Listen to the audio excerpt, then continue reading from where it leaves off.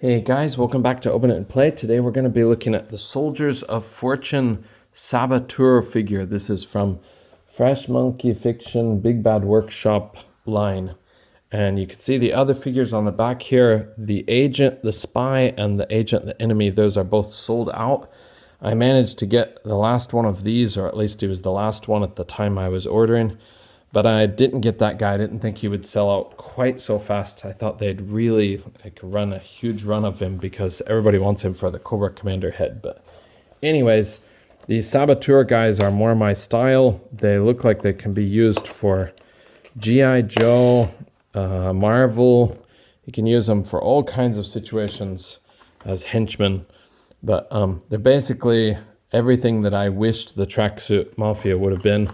But the Tracksuit Mafia figures were incredibly disappointing. So, sorry to say, Tracksuit Mafia were a complete failure from my point of view. But anyways, this guy's got a plastic cord in here, so I got to rip that off. And we got to open this up. Try to get the figure a bit loose for taking him out eventually.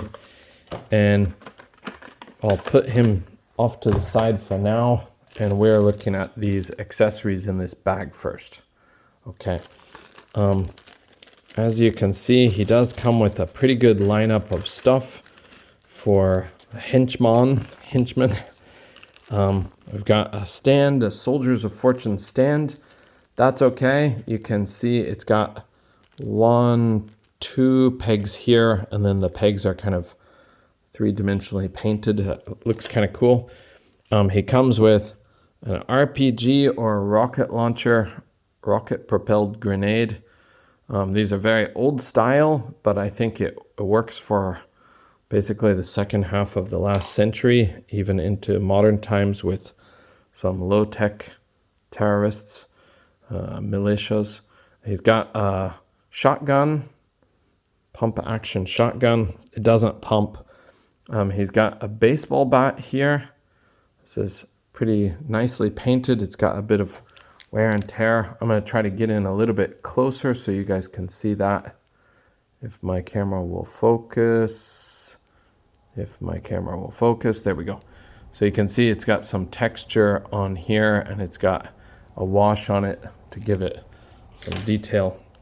He's also got these little sticks of dynamite. I think it's kind of a missed opportunity.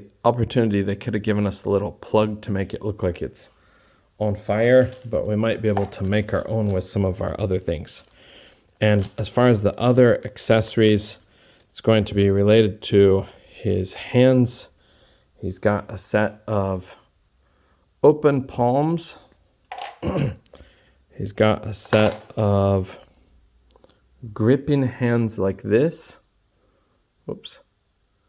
He's got a set of fists. Okay, they do have nice detail.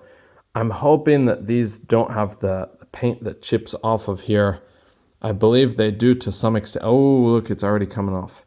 I believe they do to some extent. Oh, but hopefully it's not going to come off where it counts. Hopefully just inside the joint part where you don't see it. But yeah. It's coming off. That's one of my biggest gripes about these BigBadWorkShop figures so far. Okay, and the last accessory is the alternate head. So he comes packed in with a darker face at first. We've got our wider face. Mine has a bit of a paint, a bit of extra paint there. I think I can get rid of that pretty easily. But we'll see if it comes off with a little bit of wear and tear. It's not coming off so easily, but I think I can get rid of that. But anyways, let's get this guy out of the box. You do have to undo the twisty tie.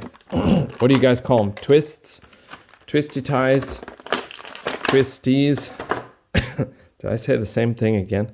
But anyways, we'll get this strap off of him, out of his joint. Okay, and here he is in all his glory. Now, the biggest problem with this figure seems to be that it comes with gigantic knee pads. I don't know if we can get those off with a little bit of modification, but I think I'm gonna try because I actually bought a small army of these guys. I do want to make some of them without the knee pads. But let's get a measurement on him. He is standing at, sorry, oops. He's standing at just about, oops, 6 1/4, about 6 1/4. Okay, that'll be about 16 centimeters. So he's not the tallest, but I think he's pretty good for an average size character, average size build. And let's zoom in on him again one more time for the aesthetic. You can get a good look at what he looks like. Oh. This belt does tend to ride up. I'm not sure exactly how that's pegged in yet, but I think it's probably attached to the top part, and then this is kind of a floating piece.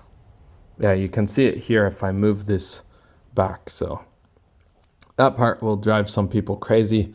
I don't think it's going to be too big of a factor for my displays, but might drive some people crazy. By the way, his other hands are the trigger fingers, and these do hinge vertically. Both of them hinge vertically. Okay, so I'm getting a little bit too close and it's not focusing. Okay, the others all hinge horizontally. So everything else is horizontally hinged. Okay, all right, so let's look at his articulation. He has the typical joint here and here. This is a hinge and ball point, or ball joint. So he can look up very well. He can look down enough, I think.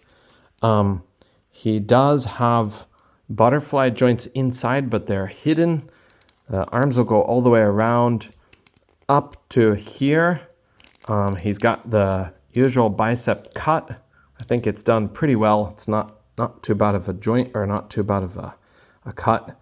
And he's got double jointed pinless elbows that will get you that far. It's pretty good. So far, so good. I think he might have some kind of diaphragm joint, but seems to be he's got a diaphragm joint in there, but then he also has the bull joint at the waist. So that one will get you quite far, but it might depend on the angle that you're holding the character at. So this does have a bit of a gap to it. They would have benefited themselves by putting a lighter color in there to match the green of this instead of just straight up black. But his legs will go out to the side basically all the way. He can kick up high. He's got drop down. Yeah, he's got drop down joints, it feels like. Okay. He does have a cut at the thigh. It's very tight, but it does work. It is functional. His double jointed pinless knees will get you back about like that. So he's not going to have the best posability for like an agile character, but I think it's plenty from what most people want. Okay. He does have a boot cut, which is good. There's that giant knee pad. His feet will go back that far, forward this far, and to the sides. Okay, let's do some quick comparisons. Very quick. Okay, we've got him here, and this is the other, what was he called? Oh my goodness, I can't remember, but another early Big Bad Toy Store, Big Bad Workshop release. He's not called the Agent, I forgot what he's called. This is next to a G.I. Joe Classified. Okay, low light. And this is next to Marvel Legends. Pretty like normal build of figure, so Green Goblin. Okay, I think this is a great figure for what you get. I'm going to enjoy like making my little terrorist army or henchman army.